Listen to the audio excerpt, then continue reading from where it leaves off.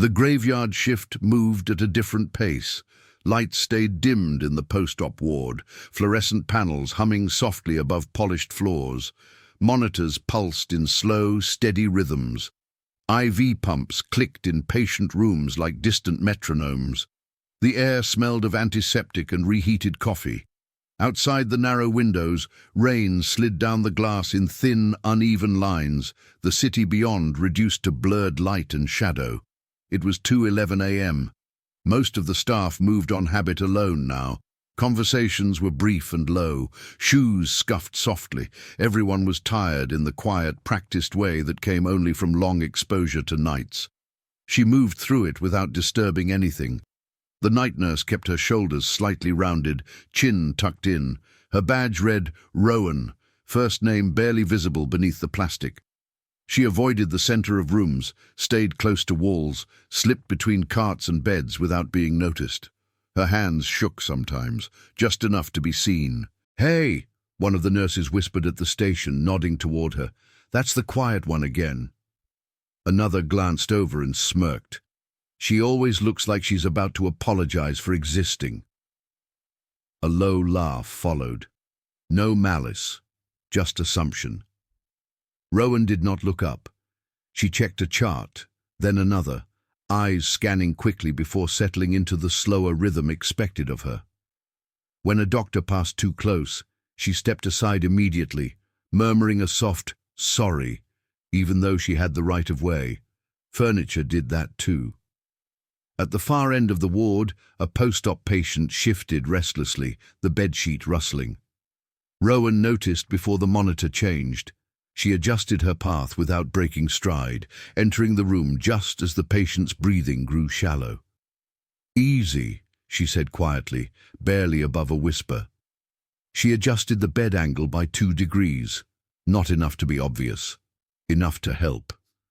Back at the station, a resident flipped through a chart and frowned. "Who hung this antibiotic?" he asked, voice sharp in the quiet. Rowan's hand paused mid-motion. She turned slowly. "I did," she said. He pointed at the chart. "You're 30 minutes late." She glanced at the clock, then at the IV line. "It was delayed." "By who?" "The pharmacy," she replied. He scoffed. "You need to push harder. This is post-op. Timing matters."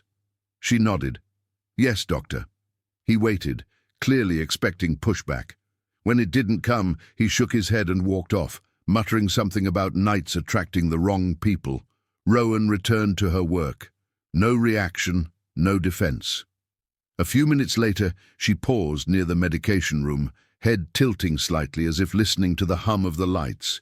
A sound threaded through the background noise, metal against metal, distant and brief. Not a tray, not equipment. She didn't look toward the source. She counted instead. Steps, timing, the way sound carried down the corridor. Then she continued walking, expression unchanged. At room 12, a nurse hurried past with a syringe already drawn. "I'll just push this now," the nurse said under her breath. "Doc wants it done." Rowan stopped. "Wait," she said softly. The nurse rolled her eyes. "It's fine. We're behind." Rowan looked at the patient. Older, shallow breathing. The monitor showed a steady rhythm, but the blood pressure trend dipped just enough to matter. "She's sensitive to this," Rowan said. The nurse sighed. "You worry too much." Rowan reached for the chart, fingers steady now. She flipped one page, then another. "She reacted last time," Rowan said. "If you wait 5 minutes, she won't." The nurse hesitated, annoyance warring with fatigue. 5 minutes, she muttered. Rowan nodded and stepped back, retreating as quietly as she had arrived. The nurse pushed the medication later. No reaction, no incident. No one thanked her. As Rowan adjusted her sleeve, a faint white line flashed beneath the fabric near her shoulder. An old scar, clean, surgical, not the kind earned in a hospital. She tugged the sleeve down without thinking. At her wrist, a watch ticked softly, plain, scratched. Military issue, though outdated by years. The strap had been replaced more than once. She checked it anyway. In for 4. Out for 6. Her breathing stayed even. Thunder rolled somewhere far off, deep and muted. The storm outside pressed closer to the building, rain intensifying, wind pushing against the glass with low insistence. The elevator bank at the end of the ward stood quiet. Too quiet. Rowan glanced that way once, then looked away. The silence felt clean. Too clean. She returned to the station, blending back into the background as if she had never moved at all. The first sign was small. Rowan noticed it while passing the utility corridor, door 3, south side. It was supposed to be locked after midnight. It never wasn't. Tonight, it sat open by an inch, not wide enough to announce itself, just enough to be wrong. She slowed half a step, eyes flicking to the hinge, the latch plate. No visible damage, no forced entry. Clean. She kept walking. At the nurse's station, the security radio crackled once. A burst of static cut through the low hum of monitors, followed by a clipped half-sentence that never finished. "Copy, we're—" Silence followed. One of the nurses glanced at the radio, frowned, then went back to her screen. "They've been having trouble with that thing all week," she muttered. Rowan didn't respond. Her shoulders shifted before she could stop them. Spine straightened, weight redistributed slightly onto the balls of her feet. She felt it happen. When she realized she was being watched, she corrected immediately, rounded her back again, softened her stance, let her hands tremble just enough as she reached for a chart. The posture change disappeared as quickly as it had come. "Claire," a nurse called, "can you grab a fresh vitals machine from storage, the one near the elevators?" Rowan looked up. Yes. No hesitation, no question. She turned and headed down the corridor, footsteps quiet, pace unhurried. The further she moved from the station, the thinner the sound became. The hum of machinery faded. The ward narrowed into a tunnel of dim light and reflective floors. She passed the ajar door again. Still open, still quiet. Near the elevator bank, she paused to adjust the machine's cord, giving herself an excuse to stand still. The metal doors reflected her back, small, pale, unremarkable. She listened. At first there was nothing. Then, faint but distinct, a sound threaded through the background noise. Metal. Not the light clatter of equipment, not wheels, not the soft rattle of carts. A controlled sound, deliberate, weight shifting against a hard surface, something being handled, not dropped. Her fingers tightened on the handle of the machine. Footsteps followed, not hurried, not dragging, even, measured, the kind that didn't waste energy. She did not look toward the sound. Instead, she rolled the machine forward, angling it so the reflective surface caught more of the corridor behind her. The reflection showed nothing yet. She breathed in slowly, in for 4, out for 6. She could call security now. She knew where the button was. She could shout, trigger alarms, flood the ward with noise and movement. Patients would wake. Panic would spread. IV lines would be pulled. Fresh surgical sites would open. People would run who could not afford to fall. Too many variables. Not yet. Rowan moved again, guiding the machine into a position near the wall, partially obscured by a supply cart. She adjusted her path so she stayed close to shadow, light broken by equipment and door frames. Angles mattered. She stopped where she could see both the elevator bank and the main corridor without standing directly in either. Line of sight broken. Options open. The sound came again. Closer now. A faint click. A metallic slide. The sound of something being checked, not tested. She felt the shift settle fully inside her. The world narrowed. The ward became a map. Distances, exits, obstacles. Patients counted automatically, mobility assessed without looking, 2 immobile, 3 slow, 1 alert. She memorized it and let none of it show. When a patient down the hall coughed sharply, Rowan was already moving, placing herself between the sound and the corridor, adjusting a pillow, murmuring reassurance. Her voice stayed soft, Ordinary. "Just clearing your throat," she said. "You're okay." The patient nodded, eyes already closing again. Rowan straightened and returned to her position, hands shaking slightly as she pushed the vitals machine the rest of the way back. The elevator chimed. Once. Rowan stopped. This time the sound came from closer than before. She turned just enough to see the numbers above the doors change. The elevator was arriving on their floor. The machine's wheels squeaked faintly as she repositioned it, angling her body so she could move either direction without drawing attention. Her face stayed neutral, tired, small. The doors had not opened yet. Around her the ward continued as if nothing had changed. Monitors beeped. Someone laughed quietly at the station. A pen clicked. The silence beneath it all thickened. Rowan watched the elevator doors, breathing steady, every sense focused and quiet. When the doors began to part, the normal world ended. The elevator doors opened without hurry. They parted just wide enough to show boots first, dark, heavy, planted with intention. Then the rest of him followed, tall, layered in a jacket too stiff for hospital air, rifle held close to the chest, muzzle angled down but ready. He did not rush. He stepped out as if the floor belonged to him. The doors slid shut behind him with a soft thud that carried farther than it should have. For a half-second, the ward didn't react. Minds lagged behind eyes. People tried to make sense of what didn't belong. Then he moved. He crossed the space to the stairwell and shoved a steel wedge into the door with his boot. The metal rang sharply. He turned, walked to the opposite corridor, and dragged a crash cart sideways until it jammed the exit. Efficient, no wasted motion. He returned to the nurse's station and vaulted the low counter in one smooth movement.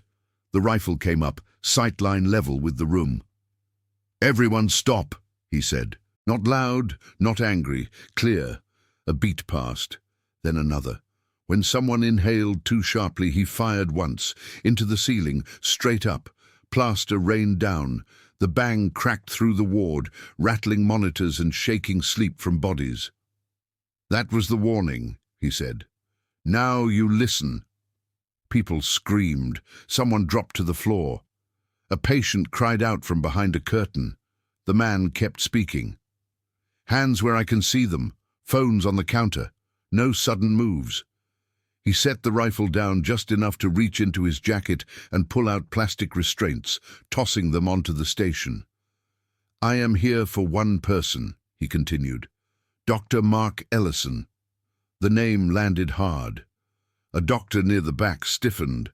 Another shook his head, whispering, "He's not on tonight."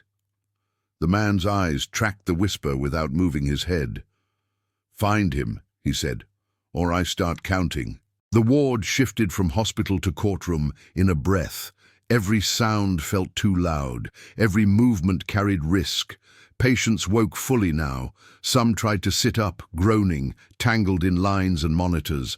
One man swung his legs over the bed and nearly collapsed before a nurse caught him. "Stay where you are," the gunman said, voice tightening just enough. "No one leaves their bed unless I say so." At the edge of the room, Claire stood with her hands clasped in front of her. Her shoulders were rounded again. Her eyes stayed down. Her hands trembled. She made them. She let her breath catch just enough to sell it.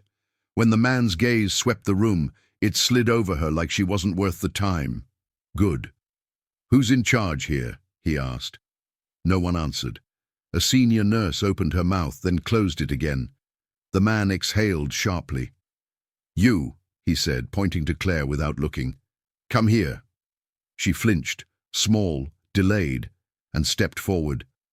"Yes," she said. Her voice was thin, careful. "Zip ties," he said. "Wrists. Loose enough they don't lose circulation. Tight enough they don't get ideas." She nodded and picked them up. Her fingers shook more now, visibly. She crouched in front of the nearest nurse and fastened the restraint carefully, tight enough to look secure, loose enough to allow movement if needed. She moved slowly, deliberately unthreatening. "Move the patients away from the windows," the man said. "I don't want silhouettes." "Yes," Claire replied. She guided beds instead of dragging them, changed angles instead of positions. Each adjustment looked compliant. Each one improved cover.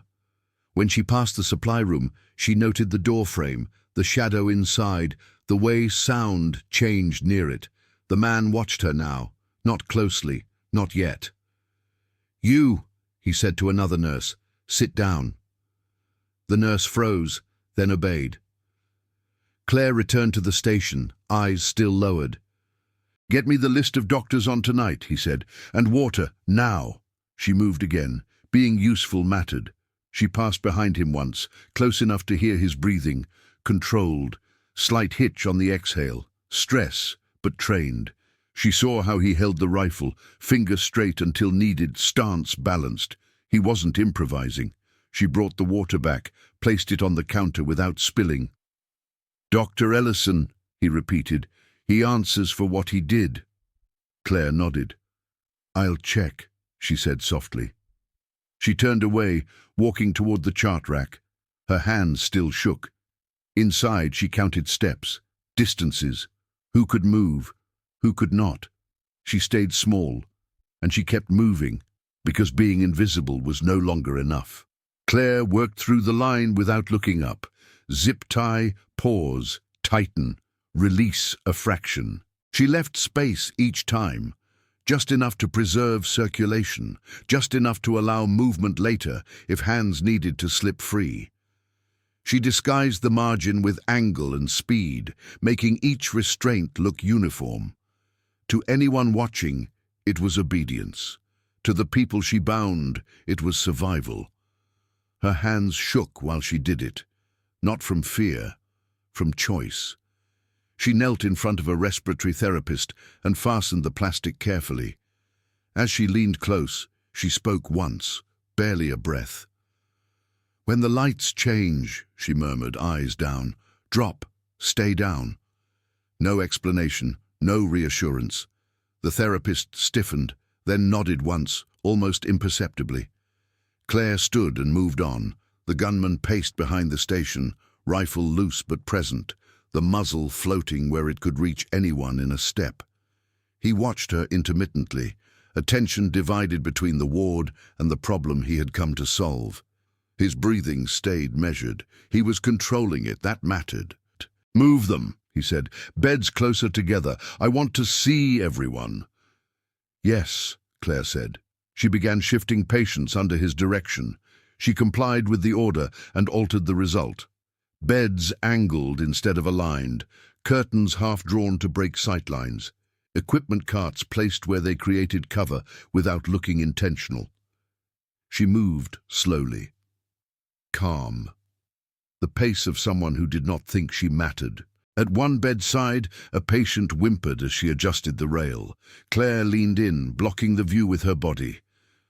"You're okay," she whispered. "Breathe with me. In for 4, out for 6. The patient matched her rhythm. When she straightened, her face returned to neutral. The gunman's gaze flicked to her, then away.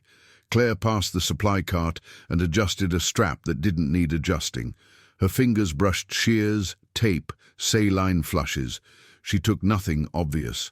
She shifted items subtly, closer to edges, easier to reach later. Tools were everywhere in a hospital. Only intent turned them into weapons. She catalogued him as she moved. Trigger discipline was solid, finger indexed until needed. His stance stayed balanced even when distracted. He shifted weight quietly, favoring neither leg. The rifle strap was adjusted for retention, not display. Trained, then. Or trained enough. Improvisers fidgeted. He didn't. She finished the last restraint and returned the zip ties to the counter. The pile looked untouched. The senior nurse near the station began to cry, breath hitching loudly. The sound cut through the room. "Stop!" the gunman snapped. The nurse couldn't. He took one step toward her. Claire moved without appearing to move. She stepped into the space between them, not blocking, presenting. She kept her hands visible, palms open, eyes lowered. "She just had surgery," Claire said softly. "Crying raises blood pressure." The gunman stopped. He looked at her for a long second, assessing. She held still, trembling slightly, just enough to be read as afraid. "Get her water," he said finally. "Yes," Claire replied. She turned and walked, feeling the release ripple behind her. She poured water, returned, placed the cup carefully into shaking hands. The nurse drank. The crisis ebbed. Claire felt the weight of the choice settle into her chest. She could have acted when he stepped forward. Distance had been right, angle workable, outcome uncertain. Too many bodies nearby. Not yet. She moved to the far end of the ward, rearranging a portable monitor that didn't need it. From there, she could see the station, the blocked exits, the elevator bank. Lines of sight overlapped imperfectly now, his view fragmented, his control dependent on movement. She created noise where it helped her, silence where it didn't. A curtain rustled, a cart rolled a foot and stopped. The ward shifted subtly, like a body adjusting its balance. The gunman returned to the counter, checking his watch. "Where is he?" he demanded. Claire approached with a chart. "He's not assigned here tonight," she said. "I can check another floor." His jaw tightened. "You don't leave." "Yes," she said. She placed the chart down and stepped back, eyes dropping again. As she did, the overhead lights flickered once, just a blink, long enough to be noticed, not long enough to alarm. The therapist she had warned earlier dropped to the floor without hesitation. So did two others. The rest followed instinctively. The gunman startled, rifle lifting, attention snapping to the movement. Claire froze where she was, small, hands shaking, eyes wide. In that half-second of confusion, his sightlines broke completely. His control thinned. Claire noted it. She had her first opening. She did not take it. Not yet. "Go," the gunman said, pointing the rifle toward the corridor. "Room 24. Bring the meds listed on that chart. Slowly." Claire took the paper with both hands. "Yes," she said. She turned and walked away without urgency, shoulders rounded, steps careful. The sound of her shoes faded into the corridor, swallowed by the low hum of machinery and distant rain. The moment she cleared the corner, her pace changed. Not faster, just cleaner. The hallway became a planning lane. She moved on the right side, where the shadows were deeper. Her eyes swept left to right, cataloguing what the hospital offered without asking permission. Oxygen tanks docked near the wall. A defibrillator cart parked crookedly, one wheel unlatched. Fire pull station, ceiling sprinklers, old system, pressure-sensitive, prone to overreacting. She stopped briefly at a supply alcove and opened a drawer. Alcohol wipes, saline flushes, a small vial of sedative, dosage clearly marked. She didn't take it yet. She noted it. Keys hung from a hook by the maintenance door. She brushed them with her fingers, felt the weight, then left them swinging. Risk assessment ran quietly beneath everything. Sprinklers would reduce visibility. Good. They would also make floors slick. Bad for patients. Worse for someone running. Darkness would help her. It would help him too if he was trained. Separation mattered more. She chose the plan that did not look like a plan. Claire reached room 24 and entered, retrieving the medication with deliberate slowness. She adjusted the label, double-checked the dosage, and placed the vial in her pocket as if by accident. Her hands shook again when she did it. On the way back, she nudged the defibrillator cart with her foot, just enough to angle it closer to the wall. She unplugged it, then replugged it loosely. The screen flickered once, then stabilized. She continued. When she rounded the corner back into the ward, the gunman's head snapped up. He watched her closely now, eyes narrowed, rifle higher. "You took too long," he said. "I had to verify," Claire replied softly. "Post-op meds." She held out the medication with both hands. He took it, gaze never leaving her face. Something had shifted. He felt it. Paranoia crept in, tightening his posture, sharpening his movements. "Where were you just now?" he asked. "In the room," she said. Her voice stayed even. He nodded once, not convinced. Claire returned to the edge of the room and stopped where she had before.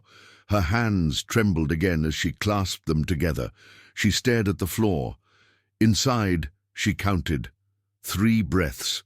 On the 4th, the lights flickered, not fully out, just a stutter, enough to draw attention upward, enough to make people look instead of listen. The defibrillator cart emitted a sharp alarm as its connection failed completely. The sound cut through the room like a blade. "What the gunman started. Claire moved, not fast, not dramatic. She stepped sideways, using the cart as partial cover, closing distance diagonally instead of straight on.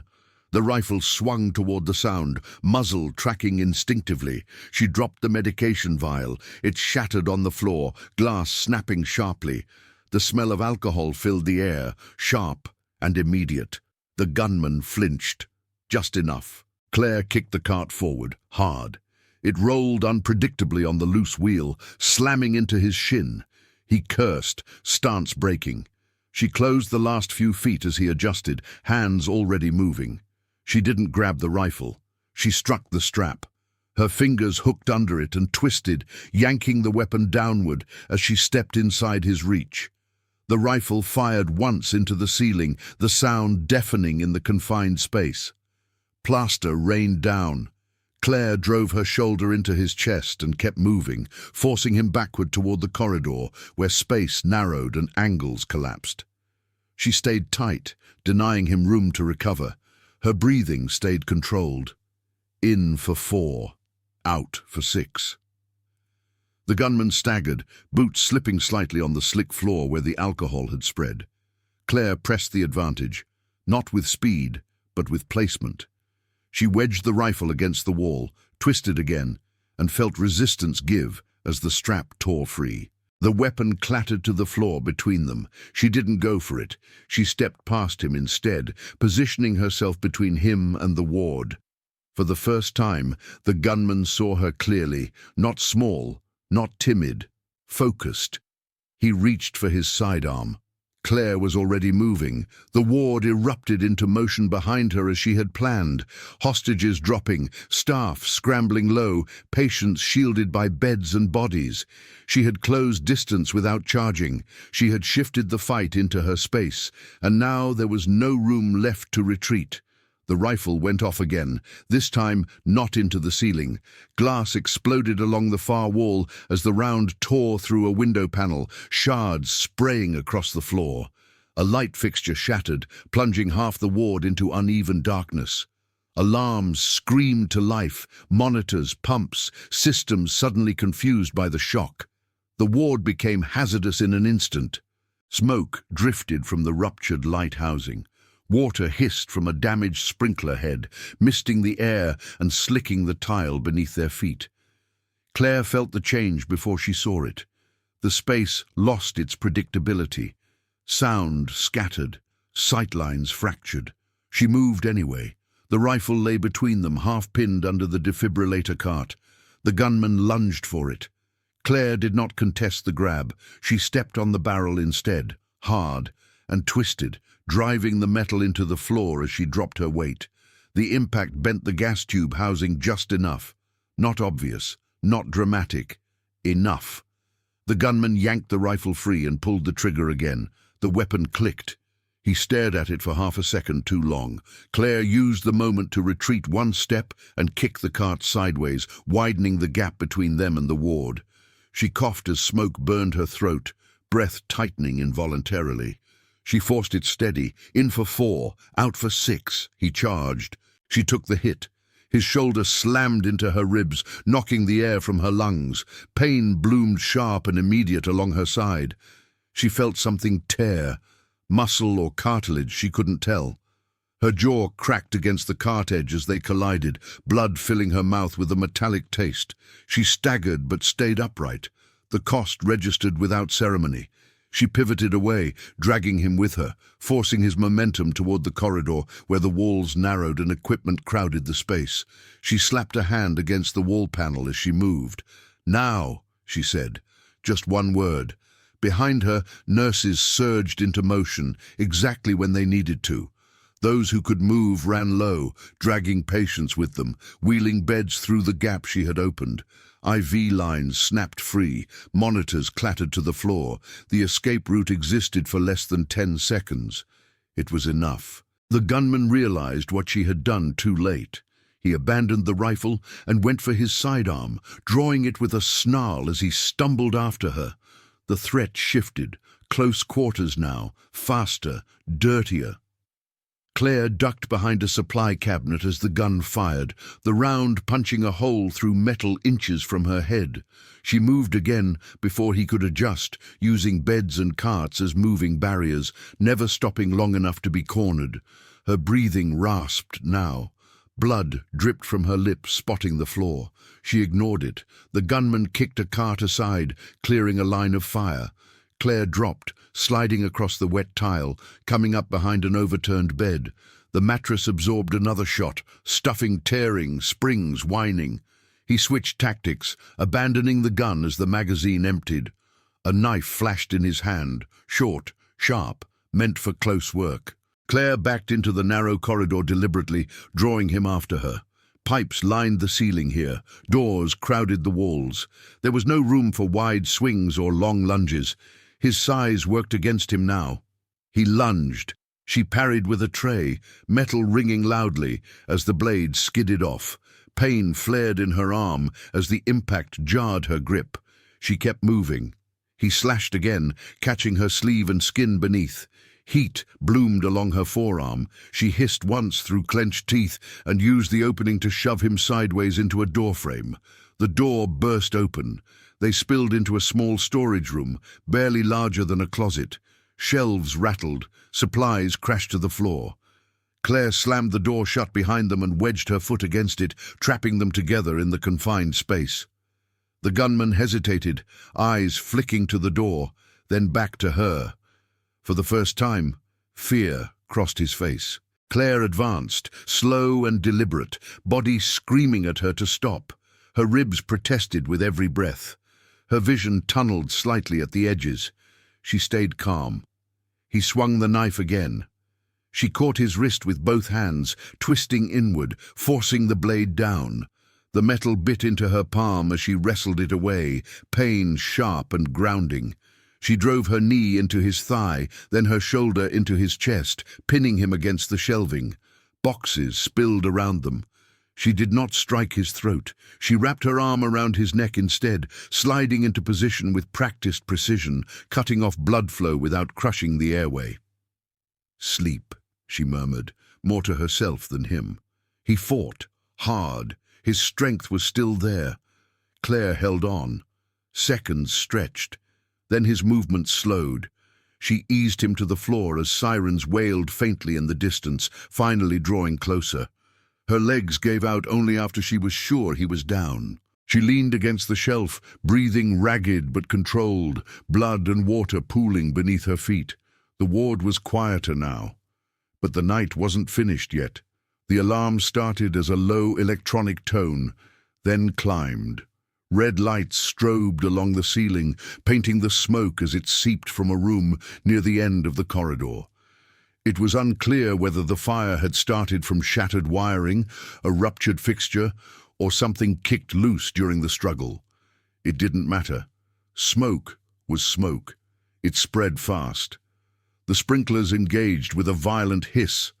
Water slammed into the floor, turning polished tile into a slick, reflective hazard. The air thickened, visibility collapsing to a few yards at best. People began coughing, sharp, panicked sounds that cut through the sirens. Claire pushed herself upright. Her ribs protested immediately. Breathing burned. She tasted blood again and swallowed it back down. The gunman lay unconscious behind her, secured enough for now. She looked down the corridor. Smoke, noise, confusion. She could finish it. She could secure him fully, drag him toward the stairwell, make sure he didn't wake. That would be clean. Final. Instead, she turned away. The ward mattered more. She stepped back into the smoke, keeping low, one hand brushing the wall to maintain orientation. Her eyes tracked shapes and movement rather than detail. She counted doors by touch. The sprinklers soaked her hair and uniform, water running cold down her back. "Everyone down," she said, voice calm but carrying. "Low, follow the wall." A patient screamed as a monitor toppled. Claire redirected without looking, nudging a rolling bed back into place with her hip. She reached the first immobile patient, a man post-surgery, still groggy, unable to stand. She ripped the sheet free in one motion and wrapped it under his shoulders. "Hold still," she said. She dragged him backward, using her legs, boots slipping but finding purchase. She angled him onto a wheelchair abandoned nearby, locking the brakes with her foot, then released them and pushed. Smoke poured from the ceiling now, thick and acrid. "Two more!" someone shouted. Claire nodded once and moved. She didn't raise her voice. She didn't explain. "Sheets," she said. "Now." Hands moved. Someone complied immediately. She dropped to her knees beside an elderly woman, coughing hard, eyes wide with fear. Claire wrapped a coat around her shoulders, tightened it just enough, and pulled. The floor did the work. The woman slid across it like a sled. "Breathe with me," Claire said. "Slow. In for 4, out for 6. The woman followed. They reached the exit point Claire had opened earlier. Fire doors were still holding. The air beyond was clearer. People poured through in uneven waves, staff guiding patients, dragging equipment, leaving anything that wasn't a person behind. Claire paused only long enough to count. One missing. She turned back without hesitation. "Claire!" someone yelled. She didn't answer. The smoke was worse now, heat building near the ceiling. Something creaked overhead, metal expanding under stress. She ducked as debris fell, sparks flashing briefly before the sprinklers drowned them. She found the last room by sound. A child, crying weakly. Claire forced the door open and dropped low immediately. The room was a grey blur, smoke pooling near the ceiling, fire licking at a wall outlet where wiring had failed.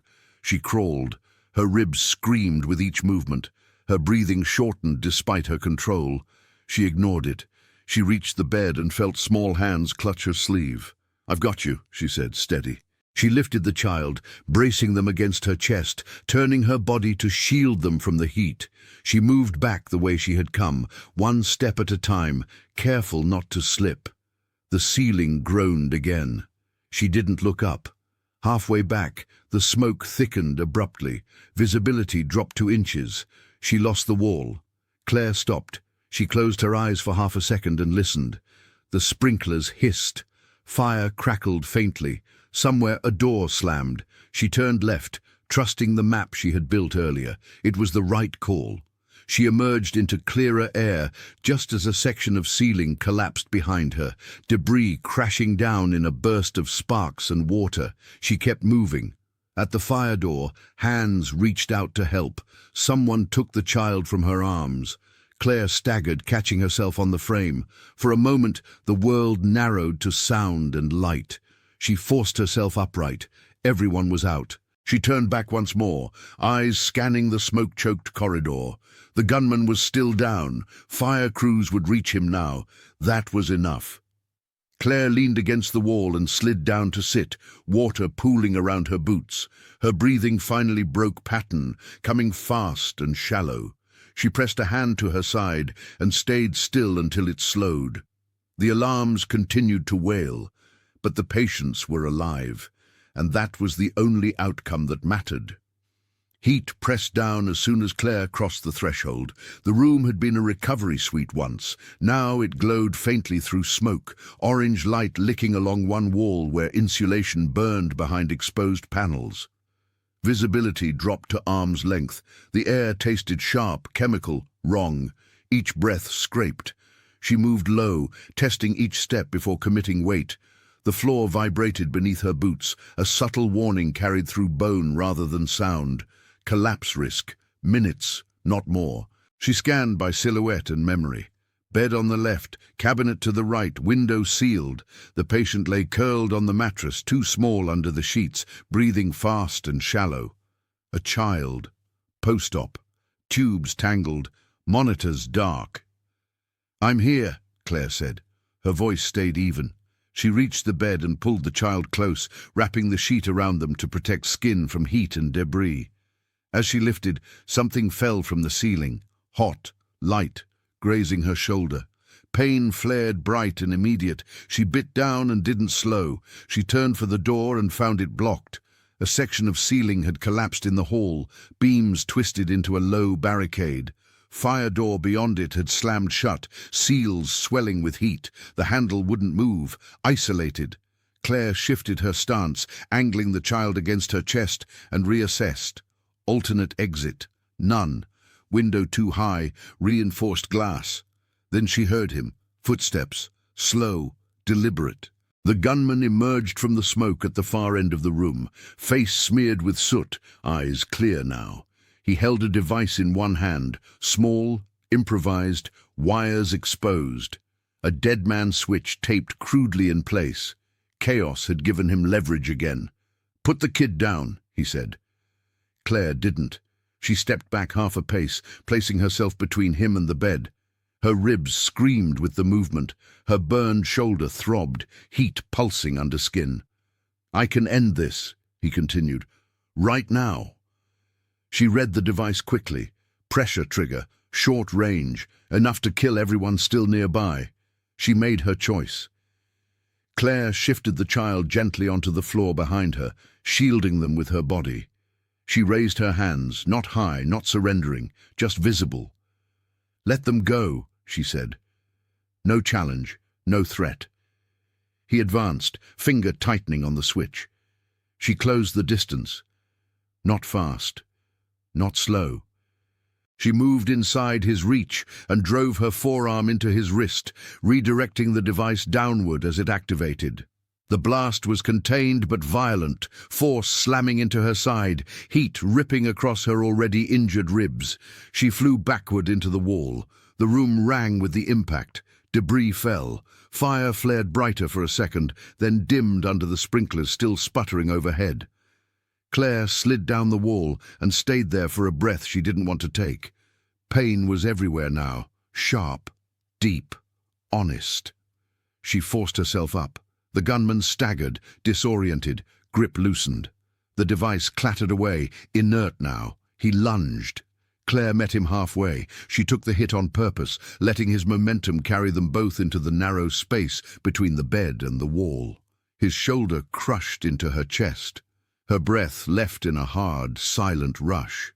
She wrapped him anyway, arm around the neck, hips close, weight centered. He thrashed, strength still dangerous, desperation sharpening every movement. She adjusted, tightening just enough to cut blood flow, not air. Her burned shoulder screamed as she locked the hold. "Stop!" he rasped. She didn't respond. Seconds stretched. Her vision narrowed. She stayed present. In for 4. Out for 6. His resistance weakened, then faded. She lowered him carefully to the floor and released only when she was certain he wouldn't rise again. The room creaked ominously. Claire turned back to the child and lifted them once more, every movement costing more than the last. She carried them to the door and pressed the emergency release with the last of her strength. The fire door shuddered, then opened a fraction. Enough. Hands reached through from the other side, pulling the child free. Someone shouted her name. Claire followed, stumbling as the floor shifted beneath her. She made it 2 steps into the corridor before her legs gave out. She hit the ground hard, breath tearing loose, pain finally allowed to exist. The ceiling behind her collapsed fully, sealing the room she had left behind in a cloud of smoke and sparks. There was no more delay left, only the end. Smoke flattened the world into layers, low visibility, hard edges. Sound carried strangely, too sharp in some places, swallowed in others. Steam hissed from ruptured pipes overhead, filling the corridor in uneven bursts that erased outlines and distorted distance. Claire pushed herself upright. Her body protested immediately. The pain no longer waited for permission.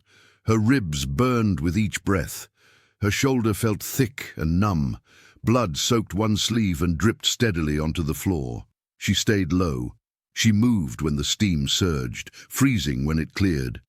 The rhythm became familiar fast. Whiteout, silence, movement, Stillness. She heard him before she saw him. Boots scraping lightly, a controlled pace again. He had recovered faster than expected, trained then. Claire adjusted her path, stepping over debris, keeping her footfalls irregular. She used the sound of the sprinklers to mask movement, timing each step with the hiss and clatter of falling water. He came into view as a shadow first, broad, upright, one arm held stiffly, injured, the other clutched something close to his chest, not a firearm. Wires again, smaller this time, hand-built, unstable. He was planning one last act. Claire angled left, letting steam swallow her silhouette. She slowed her breathing deliberately, forcing air past pain. In for 4, out for 6. She circled without rushing, closing the distance by degrees, keeping angles tight so he could not bring both arms to bear at once. He turned too late. She struck his wrist first, not hard, just enough to disrupt grip. The device slipped. She kicked it away, sending it skidding across wet tile and into a wall where it sparked once and died. He swung at her blindly. Claire ducked under the blow and stepped inside his reach, body close now, denying space. She hooked her arm around his neck from behind, sliding into position with practiced efficiency. Her other hand braced against his shoulder, hips tight to his lower back. He thrashed, elbows flailing, boots slipping. She tightened the hold incrementally, careful, precise. She did not crush the airway. She cut the blood. "Don't," he gasped. She stayed silent. He tried to drop his weight. She adjusted. He reached for her injured shoulder. Pain exploded white-hot. Her vision narrowed. She held anyway, seconds stretched. His movements slowed, then sagged. Claire eased him down, maintaining control until his body went slack. She checked the pulse at his neck, fast, then steady. Alive! She rolled away and sat back against the wall, chest heaving now, control finally breaking. Her hands shook openly. She pressed her forehead to her knees and stayed there until the ringing in her ears faded. Footsteps thundered nearby. Voices followed, loud, urgent, overlapping. "Police! Fire department! Clear!" SWAT flooded the corridor moments later, weapons raised, movements sharp and practiced. They stopped short when they saw her, bloodied, seated, the unconscious gunman at her feet. One of them knelt immediately, checking restraints, securing wrists properly this time.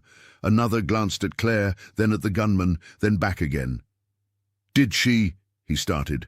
A fire captain cut him off. "Get medics in here, now!" Claire tried to stand. Her legs buckled, hands caught her before she hit the floor.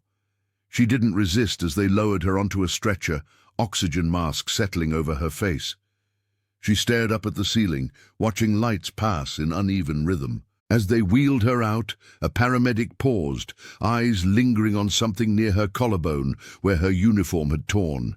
A small patch of fabric beneath, faded, stitched, unmistakable to anyone who knew what to look for. He said nothing.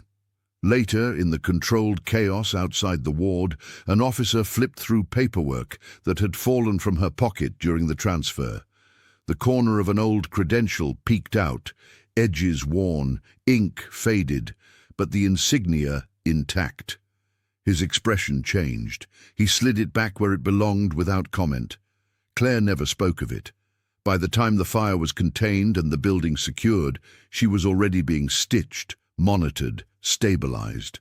The adrenaline drained fully then, leaving exhaustion heavy and absolute. She closed her eyes. The work was done. And she had never once said who she was.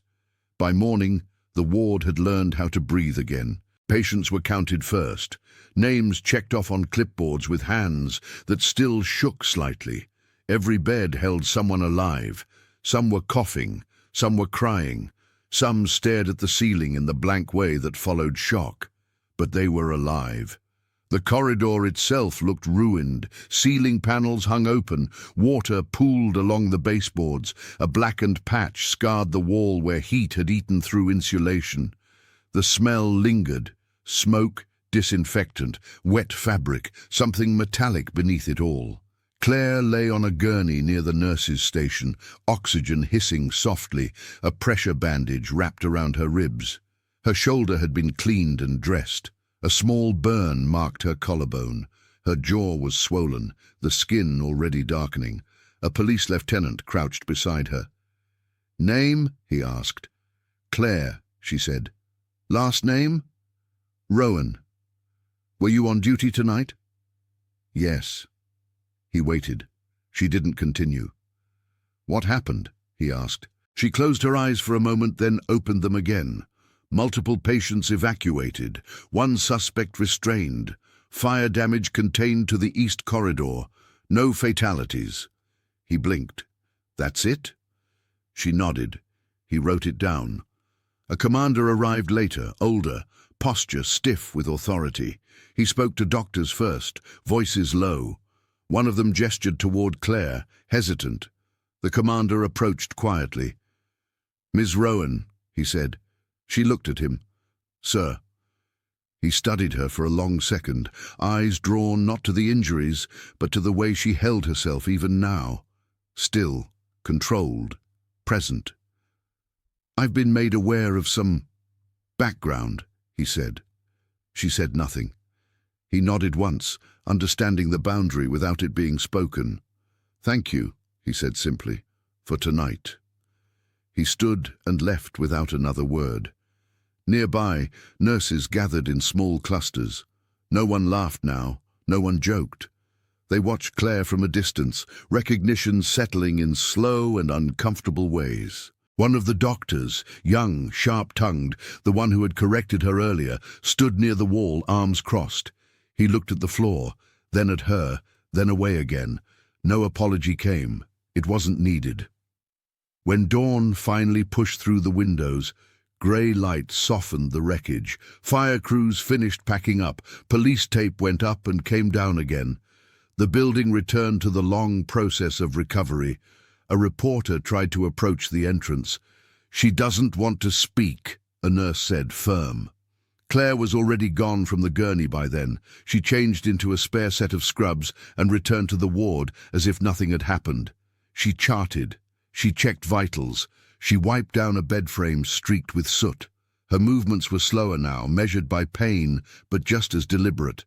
At the locker, she found her badge had been replaced. Same name, same role. The label beneath it had been updated. Night nurse, nothing else. Tucked into the pocket was a small sealed envelope. No return address, no explanation. She didn't open it.